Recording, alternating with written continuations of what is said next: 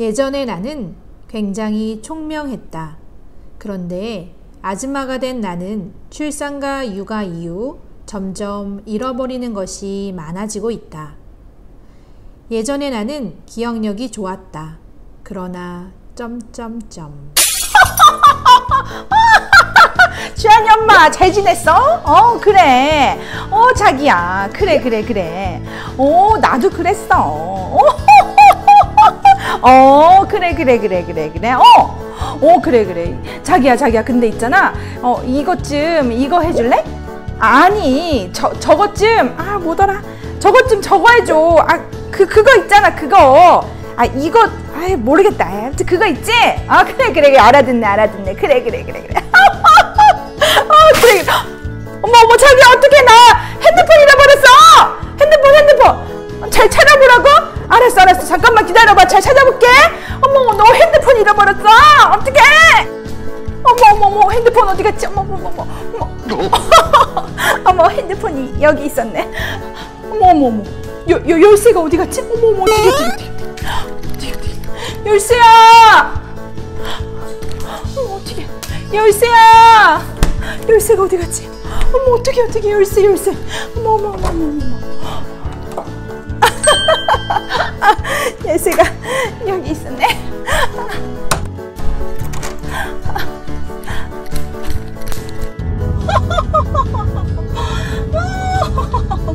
맛있는 것을 사러 가자. 맛있는 것을 사러 가자.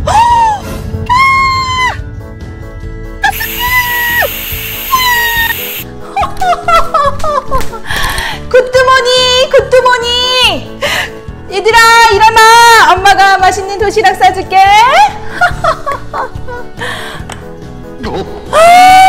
취사가 안 눌렸네.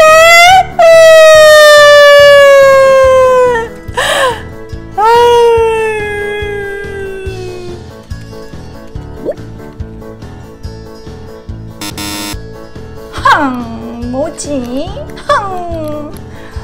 기억 안 나.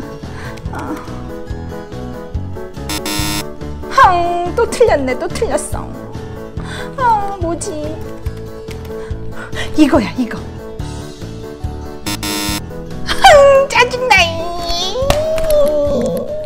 예전에 나는 깃털처럼 가볍고 날렵했다.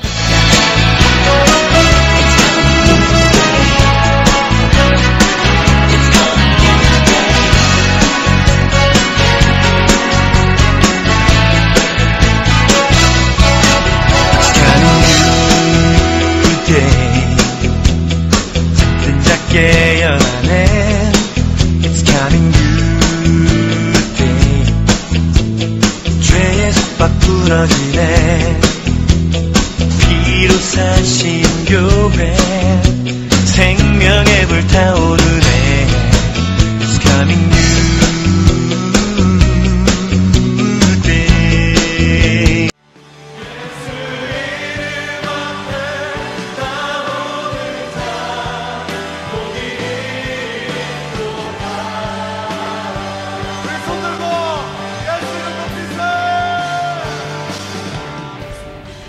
그러나 나는 젊음을 잃어버렸다.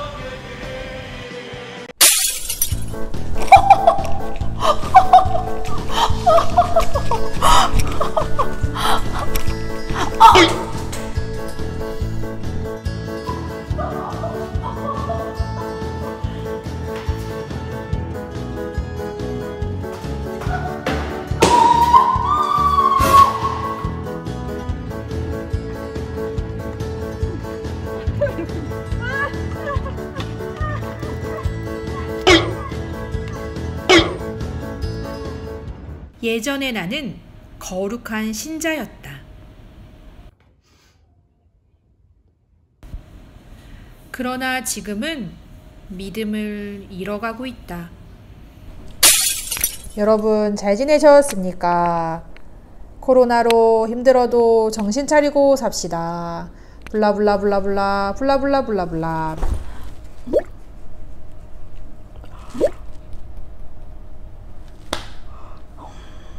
이 세상의 것은 잃어버리면 찾을 수 있어요. 그러나 영혼은 지금 당장 라인 나우 찾아야 해요.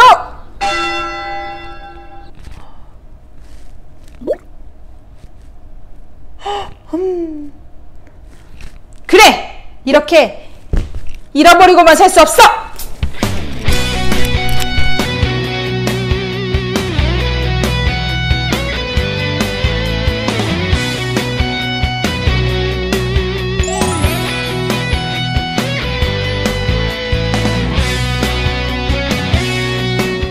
짠! 이 세상에서 가장 가치 있는 것을 찾자! 안녕! 자, 오늘은 목사님이 멋진 친구를 소개할 거예요. 누구냐면 진하원이라는 친구입니다. 우리 이 친구는 우리 교회에 우리 소년부에 딱 한 번 왔던 친구래요. 그래서 우리 선생님과 목사님이 너무나 오랫동안 기다렸던 친구입니다. 하원이는 우리 두바이 한인 교회 소년부 설교를 들어본 적 있어요? 못 들어봤는데. 네, 아직 들어본 적이 없대요. 목사님이 그래서 우리 친구에게 소개하러 이렇게 달려왔습니다. 너무 잃어버렸던 친구였는데 찾아서 너무 기분이 좋은데요. 우리 하원이 이제 킹키박힘이라고 우리 지금 촬영하고 있잖아요.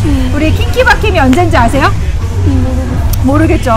자, 목사님 따라해주세요. 10월 30일 30일 금요일 금요일 9시 9시.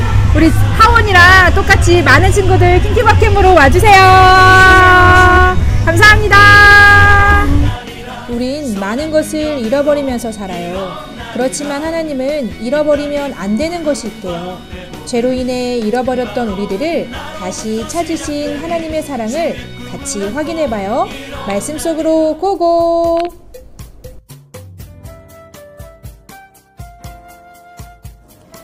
세 가지 비유. 세리와 죄인들이 예수님의 가르침을 들으려고 왔어요. 종교 지도자들은 예수님이 죄인들을 반갑게 맞이한다고 불평했어요. 그러자 예수님은 세 가지 비유를 들려주셨어요. 어떤 사람에게 양 100마리가 있었는데 한 마리를 잃어버렸다면 어떻게 하겠느냐? 99마리를 두고 한 마리를 찾아 나서지 않겠느냐? 그리고 친구들을 불러 함께 즐거워하며 잃어버린 양을 찾았다고 기뻐할 것이다 라고 이야기해 주셨어요. 두 번째 비유는 한 여인에게 은화 10개가 있는데 그중 하나를 잃어버렸다면 어떻게 하겠느냐? 라고 물으셨어요. 불을 켜고 집을 쓰며 집안 구석구석을 쓸지 않겠느냐? 그런 후 친구들에게 즐거워하며 잃어버린 은화를 찾았다고 말할 것이다 라고 비유를 해주셨어요. 세 번째 이야기예요. 어떤 사람에게 두 아들이 있었어요. 작은 아들이 아버지 재산 중에서 제가 받을 것을 다 달라고 얘기했어요. 아버지는 아들에게 그의 몫을 다 주었죠. 아들은 집을 떠나서 모든 돈을 써버렸어요. 배가 너무 고파서 돼지 먹이로 배를 채우려고 했지만 그마저도 되지 않았어요.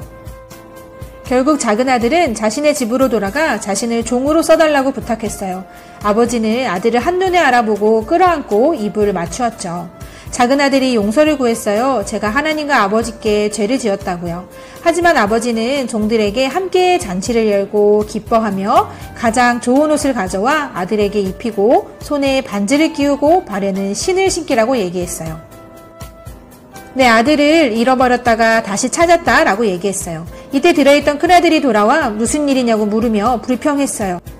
저는 아버지를 거역한 적이 없잖아요. 그런데도 저를 위해 잔치를 여신 적이 있나요? 이렇게 물었습니다. 아버지는 아들아, 내 것이 모두 너의 것이란다 라고 이야기해 주셨어요. 종교 지도자들은 예수님이 죄인들을 반갑게 맞이한다고 불평했어요. 예수님은 하나님의 용서를 가르치시기 위해 비유를 들려주셨어요. 하나님은 예수님을 보내셔서 죄인들이 용서받을 수 있게 하셨어요. 구원자 예수님은 죄인을 찾으세요. 그리고 죄인들을 죄에서 구하기 위해 자신의 생명을 내어 주셨답니다. 할렐루야! 우리 친구들 설교를 잘 봤나요? 목사님은 집에서 늘 무언가를 찾아다닙니다. 목사님의 자녀들은 항상 무언가를 찾는 것을 도와줘야 할 때도 있어요. 때로는 우리는 잃어버린 것을 찾을 때 화가 나기도 하잖아요. 때로는 찾다가 그것을 포기해버리기도 합니다. 그런데 중요한 것을 잃어버렸다면 어떨까요? 만약 가게에서 아이를 잃어버렸다면 미친 듯이 아마 아이를 찾아 다닐 겁니다. 오늘 본문도 이와 같은 맥락입니다. 우리가 어떤 것을 가치 있게 여기는지에 따라서 그것을 찾아다니는 정도가 다릅니다. 우리가 무엇을 얼마나 열심히 찾아다니는지가 그것의 가치를 보여주고 있습니다. 주차장에서 10원짜리 동전을 떨어뜨렸다고 한다면 그걸 찾겠다고 많은 시간을 보내지는 않겠죠? 하지만 10만원짜리를 잃어버렸다고 생각한다면 우리는 더 오래 그것을 찾아 헤맬 거예요. 세 가지 비유를 살펴볼 때 이것을 염두에 두면 좋겠습니다. 잃어버린 양 비유, 잃어버린 동전 비유, 잃어버린 아들 비유의 핵심이 하나님이 우리를 가치 있게 여기시며 사랑하신다는 이야기입니다. 하나님은 찾으시는 하나님이십니다. 하나님이 우리를 찾아내셨다는 것은 우리가 예수님을 믿게 되었다는 것입니다. 이럴 때에 하늘에서는 기뻐합니다. 우리는 세 가지 비유의 핵심을 기억해야 합니다. 하나님은 찾아다니시는 분이시고 우리를 끝까지 사랑하십니다. 특별히 세 번째 비유를 살펴보면 예수님은 이 이야기를 통해서 더 자세히 우리에게 진리의 말씀을 전해주고 싶으셨는데요. 어느 날 둘째 아들이 아버지에게 자기 몫의 유산을 미리 달라고 이야기했습니다. 사실 이 말은 아버지가 빨리 돌아가셨으면 좋겠다라고 말한 것과 다름이 없는 말이었어요. 아버지는 아들에게 재산을 나누어 주었습니다. 아들은 그 후 며칠 동안 집에 머물렀는데 분위기가 정말 어색했겠죠? 그리고 둘째 아들은 재물을 모두 챙겨서 먼 나라로 가서 재산을 탕진했습니다. 결국 유대인은 정말 하지 않는 돼지 치는 일까지 하게 되죠. 돼지는 부정한 동물인데 돼지 먹이로 배를 채워야 할 지경에 이르렀습니다. 이런 상황에서 그는 정신을 차렸습니다. 자신의 종이 자신보다 더 잘 지낼 것이라는 생각이 들었고 돌아가서 아버지의 종으로 지내기로 마음먹었습니다. 그런데 그가 돌아가는 걸 본 아버지는 멀리서부터 그에게로 달려갔습니다. 당시의 문화에서는 유대인 남성은 절대로 뛰지 않았습니다. 그런데 아버지는 자기 아들에게로 달려갔습니다. 여기서 아버지의 사랑이 잘 드러나게 되죠. 품위 없는 행동이긴 했지만 아버지는 아들에게 달려갔습니다. 아들은 자신을 종으로 삼아달라고 부탁했죠. 그러나 아버지는 아들의 손에 가락지를 끼우고 옷을 입히고 발에 신발을 신겼습니다. 이건 그가 아들의 자격을 다시 얻었다는 것을 의미합니다. 아버지는 아들이 돌아온 것을 기념해 잔치를 벌이기도 합니다. 그런데 큰 아들은 이 잔치를 가지 않으려고 했습니다. 그는 못마땅하게 여기면서 이렇게 얘기했어요. 저는 늘 아버지에게 순종했는데 저를 위해서는 작은 잔치도 여신 적이 없으면서 저 방탕한 동생을 위해서는 잔치를 여십니까? 이건 불공평합니다. 라고 이렇게 얘기했어요. 이 비유의 핵심은 무엇일까요? 일단 둘째 아들이 얼마나 아버지를 실망시켰는지를 알아야 합니다. 이 말은 우리가 예수님을 믿지 않을 때 얼마나 아버지 하나님을 실망시키는지를 알 수 있기 때문입니다. 또한 큰 아들이 얼마나 악한지도 생각해 보아야 합니다. 그도 다른 방식으로 아버지를 실망시켰습니다. 그는 자신이 아버지에게 순종했다는 것만 내세웠어요. 그는 아버지를 사랑했다고 말하지 않았습니다. 그는 마치 종처럼 자신이 무엇을 했고 순종했는지만 강조했어요. 아버지와 아들 사이에서 이런 태도는 아버지를 실망시켰을 것입니다. 반면 우리는 아버지가 얼마나 사랑이 많고 자비로우신 분인지도 알게 됩니다. 아버지는 두 아들을 용서하고 인내심을 가지고 두 아들을 대했습니다. 이 비유는 복음을 잘 보여주고 있습니다. 비유 속 아버지는 하나님을 나타내는데 그분은 찾아다니시는 하나님이시죠. 그분은 기꺼이 우리를 받아주시고 가족으로 삼아주시는 분이십니다. 예수님은 이 비유를 통해서 우리에게 복음을 알려주시기를 종교 지도자들은 예수님이 죄인들을 반갑게 맞이한다고 불평했어요. 예수님은 하나님의 용서에 대해 가르치시려고 이 비유를 들려주신 것이랍니다. 하나님은 예수님을 보내셔서 죄인들이 용서받을 수 있게 하셨습니다. 구원자 예수님은 죄인을 찾으십니다. 그리고 죄인들을 죄에서 구하기 위해 자신의 생명을 내어주셨습니다. 둘째 아들이 아버지의 성품으로 인해 정신을 차리게 된 것처럼 복음은 우리가 착해서가 아니라 성령님께 이끌려 하나님이 얼마나 나를 참고 용서해 주시는지를 알게 되는 것이 복음입니다. 이 참사랑을 알게 되어지는 우리 소년부 비전키즈 친구들이 다 되기를 주님의 이름으로 축복합니다. 이 시간에는 목사님이 즐거운 광고를 하려고 그래요. 다다음 주 10월 30일에는 우리가 킹스키즈 바이블 캠프와 함께 킹키바캠이라는 이름으로 만나게 됩니다. 1시간 동안에는 유튜브 채널을 통해서 정말 재미있는 프로그램들이 여러분들에게 소개될 거예요. 그리고 40분 동안에는 줌을 통하여 게임과 공과 활동이 준비되어 있습니다. 지금도 늦지 않았어요. 우리 친구들 많이 신청해 주세요. 우리 선생님들의 광고 영상을 보겠습니다. 10월 30일 오전 9시 킹키바캠으로 오세요. 친구들 10월 30일 날 만나요. 10월 31일 9시 킹키바캠 모두 만나요. Everybody everywhere 킹키바캠으로 오세요.